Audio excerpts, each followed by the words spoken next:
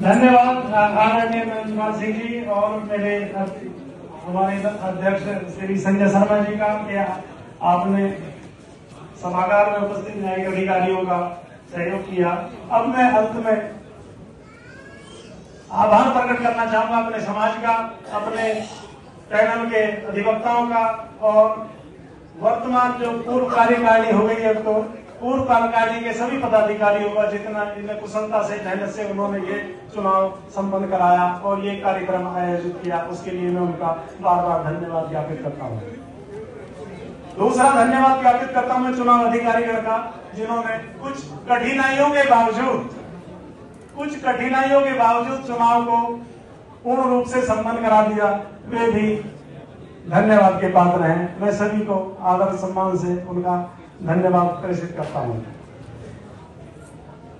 Meerut bar association के इस कार्यक्रम को, चुनाव कार्यक्रम में रात दिन नहीं करने वाले मेरठ बार के सभी कर्मचारियों का मैं हृदय से आभार व्यक्त करता हूं कि उन्होंने इस लगन, मेहनत और अपनी कार्य कुशलता से इस चुनाव को और इस कार्यक्रम को संपूर्ण कराया। उनका भी धन्यवाद। नमस्कार। जय अधिवक्ता।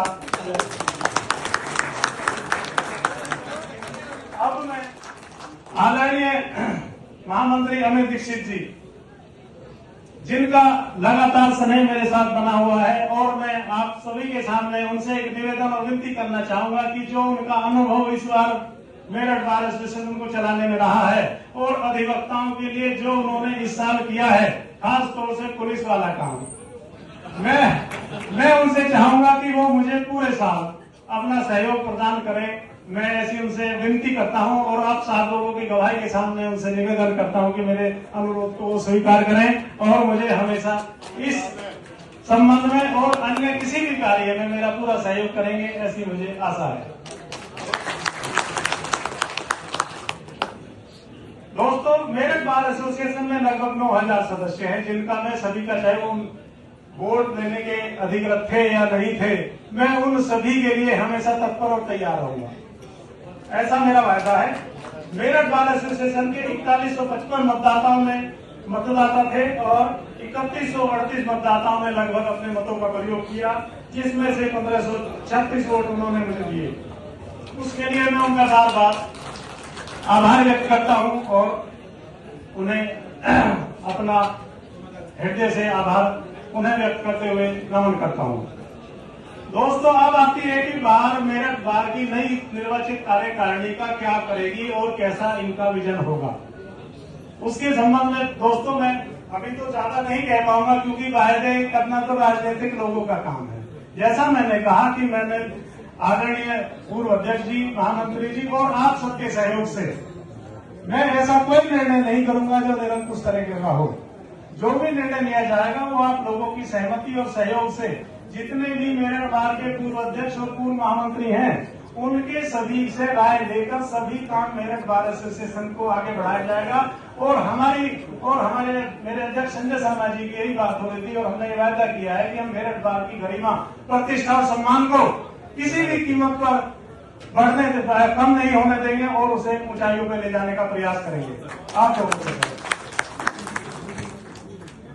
दोस्तों, एक हमारे यहाँ मुद्दा रहता है, बड़ा इंपॉर्टेंट मुद्दा है कि हाई कोर्ट बेंच। तो हाई कोर्ट बेंच के लिए भी हम लोगों ने यही तय किया है कि जिन लोगों का इतने साल से अनुभव है, 40 साल का अनुभव है, आदरणीय नरेंद्र कुमार सिंह जी ने ये आंदोलन की शुरुआत की थी और उसके बाद लगातार जितने भी हमारे अध्यक्ष और महामंत्री रहे हैं, उन्होंने सबका अनुभव इस आंदोलन को मुकाम तक ले जाने का, जो भी अनुभव है उसे हम पूरा अपने हित में प्रयोग करेंगे और उनके साथ सलाह मशवरा करके और अन्य जो 22 जिले हैं उनके अधिवक्ताओं से सभी सलाह मशवरा करने के उपरांत जो भी हो इस संबंध में ठोस रणनीति बना के इसे अंजाम तक पहुंचाने का प्रयास करेंगे, ऐसा मेरा विश्वास है।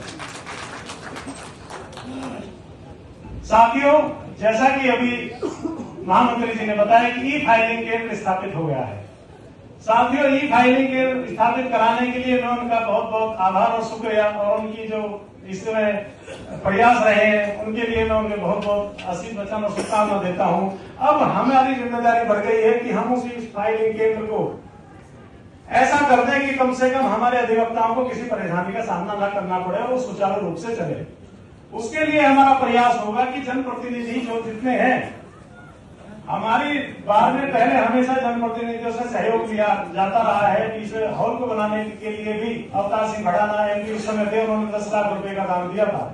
तो मेरा यह प्रयास रहेगा कि हमारे जो भी यहाँ जनप्रतिनिधि हैं उनसे सहयोग लेके ई कोर्ट फाइलिंग के लिए एक अच्छी बिल्डिंग अलग से बन जाए और उस तरह का जिसमें जो भी अड़चन है, जिला जज साहब ने मुझे पहले दिन जब मेरी मुलाकात हुई, उन्होंने मुझे आश्वासन दिया और मुझे इस विषय की और अपना ध्यान आकृष्ट कराया कि ई फाइलिंग केंद्र में जो ऑब्जेक्शन लग जाते हैं उसमें जो उन्हें रिमूव करने के लिए काफी कठिनाइयों का उनसे सहयोग लेके ई कोर्ट फाइलिंग के लिए एक अच्छी बिल्डिंग अलग से बन जाए और उस तरह का जिसमें जो भी अड़चन है, जिला जज साहब ने मुझे पहले दिन जब मेरी मुलाकात हुई, उन्होंने मुझे आश्वासन दिया और मुझे इस विषय की और अपना ध्यान आकृष्ट कराया कि ई फाइलिंग केंद्र में जो ऑब्जेक्शन लग जाते हैं उसमें जो उन्हें रिमूव करने के लिए काफी कठिनाइयों का सामना करना पड़ता है।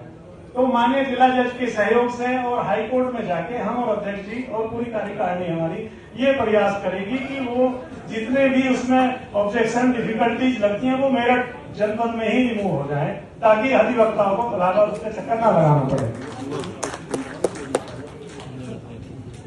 दूसरा सर, एक और छोटा सा काम जो हम कर पाएंगे और हमने अपना संकल्प लिया है, अध्यक्ष जी ने एक 23 सूत्रीय बड़ा अच्छा कार्यक्रम बनाया है, वो अपने भाषण में से आप लोगों के सामने समूह रखेंगे, लेकिन मैंने तो बड़े छोटे छोटे गोल बनाए हैं जिन्हें मैं अवश्य पूरा करूंगा। जैसे अगर आप देखें कि मेरठ बार एसोसिएशन के कंपाउंड में मेरठ, जहां हम लोग इतने सारे बाध्यकारी अधिवक्ता आते हैं, शौचालयों की स्थिति बहुत खराब है। तो हमारे अध्यक्ष जी नगर निगम के भी वकील हैं और एमडीए से भी सहयोग करके सबसे पहला काम होगा कि कम से कम जहां ये हमारे अधिवक्ता भाई रोज प्रयोग करते हैं वो शौचालय साफ बन जाए। जो मैं आपसे वायदा करता हूं कि वो मैं बनवा के रहूंगा, सबसे पहला काम मेरा ये होगा। स्वच्छता बहुत जरूरी है। इसके अलावा एक समस्या पार्किंग की आती है, तो पार्किंग की भी नगर निगम पुलिस प्रशासन से मिलकर इसे भी सुचारू रूप से कराने का पूरा प्रयास किया जाएगा, ताकि किसी को असुविधा ना हो और अन्य को भी कोई असुविधा ना हो जिन्हें हम इस संबंध में किसी को हटाना पड़ेगा या लगाना पड़ेगा। उसके लिए भी मैं आपको आश्वस्त करता हूं कि हम बहुत जल्दी उस पर भी कार्य करेंगे। अब एक काम रह जाता है कि अधिवक्ताओं की सुरक्षा का मुद्दा बहुत प्रमुखता से उठता है कि अधिवक्ताओं को सुरक्षा नहीं मिलती और आए दिन अधिवक्ताओं की हत्या होती रहती है। तो इस संबंध में मैं आपको अवगत कराना चाहता हूं कि 19/9/2023 को उत्तर प्रदेश सरकार ने एडवोकेट प्रोटेक्शन एक्ट के लिए बिल तैयार किया था, लेकिन वो बिल कहाँ है, कैसा है, इसके संबंध में कोई अभी तक मेरठ बार एसोसिएशन के समक्ष आज तक कोई स्पष्ट स्थिति नहीं है। मैं आपसे वायदा करता हूं कि इसमें गति लाई जाएगी और एडवोकेट प्रोटेक्शन बिल कहाँ की धूल में पड़ा है उसे मैं अवश्य रूप से टेबल पे ऊपर लाने का प्रयास करूंगा, ताकि मेरे अधिवक्ताओं को उसका लाभ मिल सके। एक बात आती है अधिवक्ताओं के चैम्बर की, तो चैम्बर देखिए, रातों रात में ऐसा कोई वायदा आपसे नहीं कर पाऊंगा कि भाई मैं कल ही आपको चैम्बर बना के दे दूं, लेकिन डीएम साहब से और अपने जिला जज महोदय से कोई कचहरी में अगर ऐसी जगह उपयुक्त हो पाई जहां चैम्बर बन सके, तो मेरा ये विजन है कि एक मल्टी स्टोरी बिल्डिंग या कम से कम 7-8 मंजिला लिफ्ट वाली ऐसी बने, ताकि मेरे नए अधिवक्ताओं को अधिक से अधिक उसमें चैम्बर मिल पाए और वो अपना कार्य सुचारू रूप से चला पाए। साथियों, यहाँ जो नए अधिवक्ता आते हैं और कुछ जो अधिवक्ता प्रैक्टिस करने के लिए मेरे में ये सोच कर आते हैं कि भाई हमें जो है यहाँ एकदम से सारी चीजें मिल जाएंगी, और लेकिन उन्हें दर दर भटकना पड़ता है, कोई चीज उन्हें समझ नहीं आती है। कुछ लोग जो जज बनने की तैयारी भी कर रहे होते हैं या नई नौकरी की तैयारी कर रहे होते हैं, उसके लिए और अधिवक्ताओं के लिए हम लोगों ने तय किया है कि मेरठ बार एसोसिएशन के कार्यालय में एक हेल्प डेस्क बनेगी, जहां कोई भी अधिवक्ता, महिला अधिवक्ता अपनी किसी भी तरह की समस्या वहां बताएगा तो उसका मेरी कार्यकारिणी तुरंत निदान करेगी और हर संभव प्रयास करेगी कि उसे उस सहायता को पहुंचाया जाए जो उसने बार एसोसिएशन से मांगी है। एक और मेरा विजन है, मैं आपके सामने खुलासा करना चाहता हूं, जो मेरा बहुत पुराना विजन था। जैसा कि मैंने बताया कि मेरे भाई मगन Singh Rana advocate Meerut bar association के बड़े सम्मानित वरिष्ठ अधिवक्ता रहे हैं। मेरा एक विजन है कि मैं यहाँ अपने अधिवक्ताओं के लिए एक ई लाइब्रेरी स्थापित करूं और उस ई लाइब्रेरी का पूरा खर्चा मेरा परिवार उठाएगा आजीवन। अगले 1-2 माह में जो भी इंफ्रास्ट्रक्चर में मेरठ बार एसोसिएशन का, उस पर कोई 1 रुपया खर्च नहीं होगा। उस ई लाइब्रेरी को बनाने में, इंफ्रास्ट्रक्चर में, कंप्यूटर में, सॉफ्टवेयर में बनाने में जितना जो भी खर्चा आएगा अब से लेकर भविष्य में, उस सब को मेरा परिवार खर्च करेगा, और ताकि अधिवक्ताओं को किसी कानून की किताब ढूंढने के लिए कचहरी के बाहर ना जाना पड़े। तो इसका मेरा विजन है कि मैं वो लाइब्रेरी तैयार करके अपने जूनियर अधिवक्ता, वरिष्ठ अधिवक्ताओं को उसी ई लाइब्रेरी में सब इम्पोर्टेंट महत्वपूर्ण जितने भी लॉ जर्नल्स हैं, सारे एक्ट आपकी मेरठ बार एसोसिएशन के कार्यालय में हर वकील के लिए उपलब्ध होंगे, उसे कहीं भी धक्के नहीं खाने पड़ेंगे।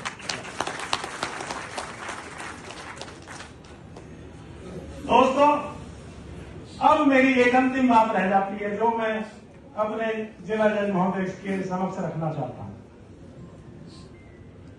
दोस्तों, हमारे जिला जज महोदय कितने लोकप्रिय हैं, ये 4 साल इन्हें मेरठ जनपद में हो गए हैं। आप सभी को पता है, इनके कुशल नेतृत्व और व्यवहार से आज तक किसी भी अधिवक्ता को कोई ठेस नहीं पहुंची है और ना ही ऐसी आगे पहुंचेगी। मेरठ बार एसोसिएशन उत्तर प्रदेश नहीं, दुनिया की एक प्रतिष्ठित बार है, ऐसा मेरा मानना है। और इसमें मेरठ बार में, मेरठ कोर्ट में वकालत करने वाले अधिवक्ता जितने शिक्षित, बुद्धिमान और शालीन हैं, शायद कहीं के अधिवक्ता नहीं है। माननीय जिला जज साहब से मेरा निवेदन है, पहले तो मैं अपने अधिवक्ता साथियों से ये निवेदन करना चाहता हूं कि मेरा जो कार्यकाल है, वैसे तो बहुत शालीन है सभी, कि जितने भी न्यायिक अधिकारी मेरठ न्यायालय में कार्यरत हैं, अपना व्यवहार सभी के साथ बहुत अच्छा रखें। कोई भी अधिवक्ता किसी भी मामले में किसी भी न्यायिक अधिकारी से किसी भी विवाद में ना उलझे और उनका पूरा सम्मान करेगा, ऐसा मेरा आप लोगों से विनती है। माननीय जिला जज महोदय, मेरे सम्मुख बैठे न्यायिक अधिकारी गण को मैं ये भी बताना चाहता हूं कि अधिवक्ता और न्यायिक अधिकारी दोनों की क्वालिफिकेशन एक होती है और दोनों ही ऑफिसर ऑफ द कोर्ट होते हैं। तो मेरा ये निवेदन है माननीय जिला जज महोदय से कि जो कनिष्ठ अधिवक्ता, मेरे अक्सर शिकायत हमें मिलती है कि वो न्यायिक अधिकारी, कुछ न्यायिक अधिकारी उनके साथ सम्मान, उचित व्यवहार नहीं करते हैं, जिस कारण कभी कभी बहुत दिक्कत परेशानी खड़ी हो जाती है। तो मेरा माननीय जिला जज महोदय से ये करबद्ध अनुरोध रहेगा और प्रार्थना रहेगी कि अपने न्यायिक अधिकारी को एक दिन हमारे सम्मानित जिला जज बीपी वर्मा जी से मिलवा दें, पता चल जाएगा कि न्यायिक अधिकारी कैसे व्यवहार करते हैं।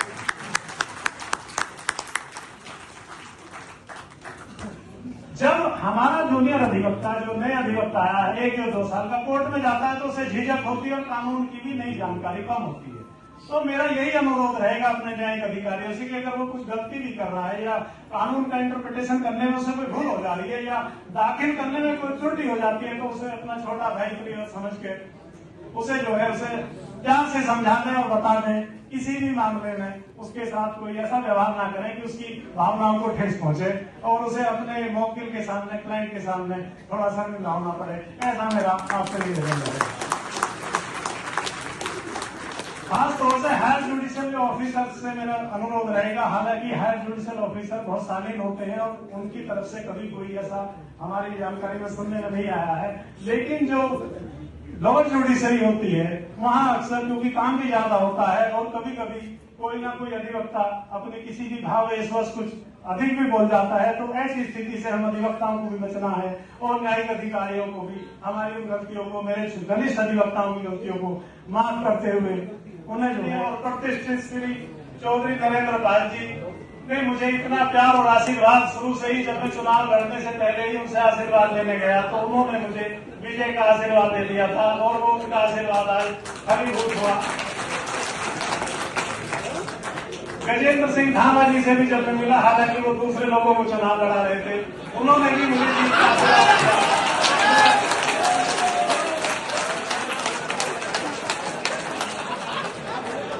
आदरणीय गजेंद्र पाल सिंह जी तो ने हमेशा मुझे अपना छोटा भाई माना। हालांकि वो मेरे साथ फिजिकल रूप से नहीं थे, लेकिन मन से वो भी हमेशा मेरे साथ थे। और ये बात उन्होंने हमेशा, जब भी हम उनसे मिलने गए या कोई भी मिलने गया, ये बात उन्होंने सबको बताई कि वो मेरा छोटा भाई है और वो चुनाव अवश्य जीतेगा। विनोद चौधरी जी, जो भी दूसरे प्रत्याशी को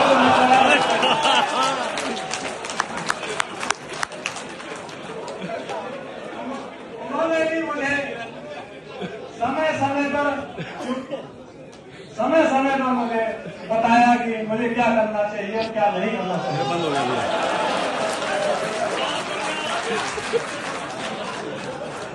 आदरणीय सतीश चंद्र गुप्ता जी को मैं नहीं भूल सकता।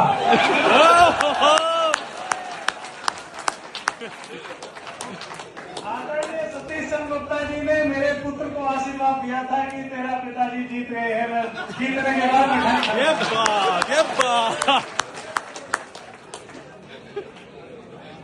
अशोक कंसल जी को नाम लिए बिना, अशोक कंसल जी, महेंद्र गुप्ता जी, विनोद कुमार जैन जी, अनिल बख्शी जी, अतुल जैन जी, मुकेश वालिया जी, हर्ष चौधरी जी, उर्वशी चौधरी, मोनू उपाध्याय, ब्रजभूषण गर्ग जी, प्रमोद त्यागी, विशाल त्यागी, पराग गर्ग जी, चरण सिंह त्यागी, नरोत्तम गर्ग, पंकज जैन, सुशील गुप्ता और ज्ञानचंद गोयल। क्या बात!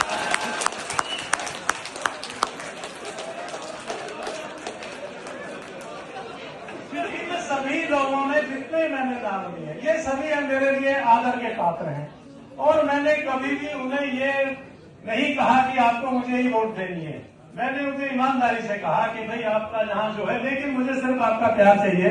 जो उन्होंने मुझे प्यार देने का वायदा किया, मैंने कभी उन्हें मजबूर नहीं किया, ना उनसे कभी ये कहा कि मुझे ही वोट दो। आप जिसे चुनाव लड़ा रहे हैं उसे चुनाव लड़ाएं, लेकिन मुझे आशीर्वाद और प्यार जरूर दें जो मेरी वोटों में दिखाई देता है। क्या बात!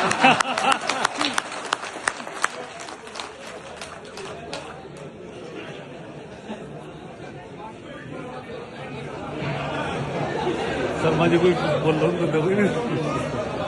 भाइयों देखिए, ये चुनाव है और चुनाव में जो भी मेरे प्रत्याशी रहे, मैं उनके लिए भी ये कहूंगा कि वही जीते हैं। मैं वो भी अपने आप को महामंत्री से कम ना समझे। बहुत बढ़िया। सुमित कुमार चौधरी, रविंद्र कुमार पंघाल और कुलदीप दत्त शर्मा जी को मैं विशेष रूप से उनसे मैं सलाह लेता रहूंगा, क्योंकि वो उनका भी अनुभव मेरे काम आएगा, क्योंकि वो भी अधिवक्ताओं से मिले हैं। तो मैं उनको भी मैंने हमेशा शुभकामना दी और आज भी मैं उन्हें आदर सम्मान से मैं ये वायदा करता हूं कि मैं उनकी किसी भी बात को नहीं गिराऊंगा और उनके साथ जो भी सुझाव उनके होंगे उन्हें मैं लेके चलूंगा। आदरणीय जो अध्यक्ष जी हमारे, उनसे मैं जीतने के बाद मिला तो उन्होंने मुझे पूरा अपना प्यार, आशीर्वाद और ये कहा कि मगन सिंह राणा जो मेरे बड़े भाई थे कि वो मेरे भाई के समान थे और तू उनका छोटा भाई है, तो हमेशा किसी भी समय मैं तेरे साथ खड़ा रहूंगा और हरदम बार एसोसिएशन के किसी भी कार्य के लिए, किसी भी अधिवक्ता के लिए मैं हमेशा तेरे लिए 24 घंटे तैयार हूं। बार एसोसिएशन में अधिवक्ताओं के हितों के लिए जहां भी जैसा भी कुछ करना पड़ेगा मैं तुम्हें बड़ा सहयोग करूंगा। उसके लिए मैं उनका हृदय से आभार व्यक्त करता हूं।